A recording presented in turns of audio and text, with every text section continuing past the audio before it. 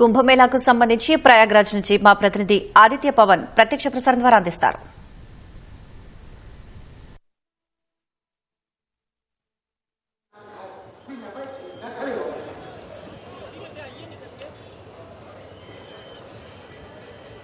మహాకుంభమేళాలో అమృత స్నానం జరుగుతుంది. వసంత పంచమి చాలా ఘనంగా జరుగుతుంది. కొన్ని లక్షలాది మంది భక్తులు వచ్చి పుణ్యస్నానాలు ఆచరిస్తున్నారు. ముఖ్యంగా అఖాడా పరిషత్ ఈరోజు అమృత స్నానానికి పిలుపునిచ్చింది. కొన్ని వందల అఖాడాలు వచ్చి పుణ్యస్నానాలు ఆచరిస్తున్నాయి.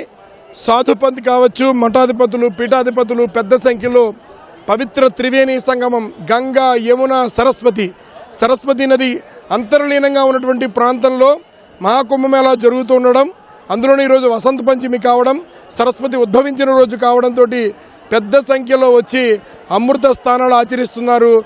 ఉదయం నుంచి కూడా చెప్పాలంటే నిన్న రాత్రికే చాలామంది భక్తులు, కొన్ని లక్షలాది భక్తులు త్రివేణి సంగమం పరిసర ప్రాంతం ప్రయాగరాజ్కి చేరుకున్నారు.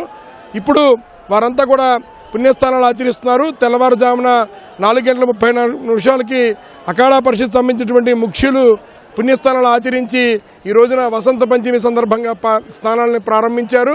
అది మొదలుకొని నిరంతరాయంగా మొత్తం అనేక అఖాడాల నుంచి నాగసాధువులు, అఘోరాలు, మఠాధిపతులు, పీఠాధిపతులు పెద్ద సంఖ్యలో వచ్చి పుణ్యస్థానాలు ఆచరిస్తారు. వారందరి కోసం ప్రత్యేకంగా అఖాడా ఘాట్ ఏర్పాటు చేశారు సంఘం ప్రాంతంలోనే. అలాగే భక్తుల సంఖ్య అంతకంతకు కూడా పెరుగుతోంది. అందుకు తగ్గట్టుగానే ఉత్తరప్రదేశ్ ప్రభుత్వం ఏర్పాట్లు చేసింది. ముఖ్యంగా ఇటు రక్షణపరమైనటువంటి అనేక చర్యలను ఉత్తరప్రదేశ్ ప్రభుత్వం కుంభమేళా నిర్వాహకులు కూడా తీసుకున్నారు. మొత్తం అంతా కూడా ఘాట్లలో సిఆర్పిఎఫ్ ఫోర్స్ని ఏర్పాటు చేశారు.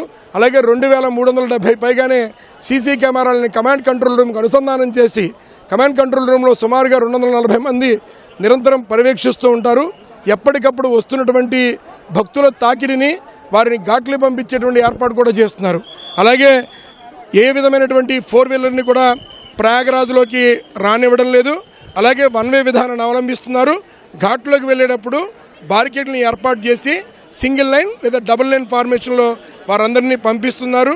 అందులోని ఈరోజు వసంత పంచమి, పెద్ద సంఖ్యలో భక్తులు వచ్చి పుణ్యస్థానాలు ఆచరిస్తున్నారు.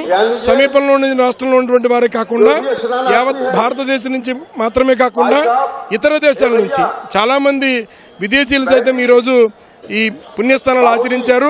అందులోనూ సరస్వతీదేవి ఈ ప్రయాగలో 3 నదులు కలిసినటువంటి ఒక పవిత్రమైనటువంటి సంగమం కావడం, సరస్వతి కటాక్షానికి పాత్రలు అవ్వాలంటే ఈ పుణ్యస్థానం ఆచరించాలని ఇప్పటికే ఆధ్యాత్మికవేత్తలు చెప్పడంతో భక్తుల సంఖ్య అంతకంతకు కూడా పెరుగుతుంది. తెల్లవారుజాము నుంచి కూడా నిరంతరాయంగా భక్తులు ఆ పుణ్యస్థానాలు ఆచరిస్తున్నారు. అందుకు తగ్గట్టుగానే ఏర్పాట్లు చేస్తున్నారు.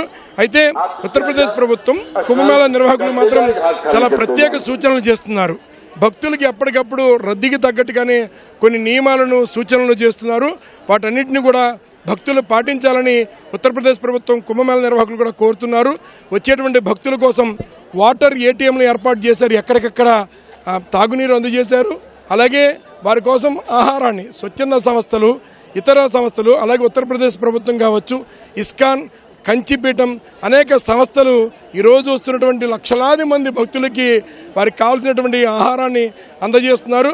అయితే కొంచెం ఎక్కువ దూరం నడిచేటువంటి పరిస్థితి ఉంది. సుమారుగా 3 నుంచి 4 కిలోమీటర్లు కేవలం నడక మార్గం మాత్రమే ఒక అవకాశంగా ఉంది ఘాట్లోకి రావడానికి. ఏ విధమైన వాహనాలను కూడా ఘాట్లోకి అనుమతించట్లేదు. మొత్తం అన్ని ఘాట్లు కూడా చాలా రద్దీగా ఉన్నాయి. అలాగే ప్రధానమైన గేట్లన్నీ కూడా స్వస్తిక్ గేట్ కావచ్చు, సంగం గేట్ కావచ్చు, నంది గేట్ కావచ్చు, అన్ని గేట్లు కూడా చాలా భక్తుల రద్దీ కొనసాగుతుంది. ఈ రోజంతా కూడా సరస్వతి పంచమి సందర్భంగా, వసంత పంచమి సందర్భంగా పెద్ద ఎత్తున భక్తులు పుణ్యస్థానాలు ఆచరిస్తున్నారు. సుమారుగా ఈ రోజున ఒక 5 నుంచి 8 కోట్ల మంది భక్తులు పుణ్యస్థానాలు ఆచరిస్తున్నటువంటి అంచనాతోటి ఏర్పాట్లు చేశారు. ఇప్పటికే సుమారుగా 33 కోట్ల మంది పుణ్యస్థానాలు ఆచరించారు.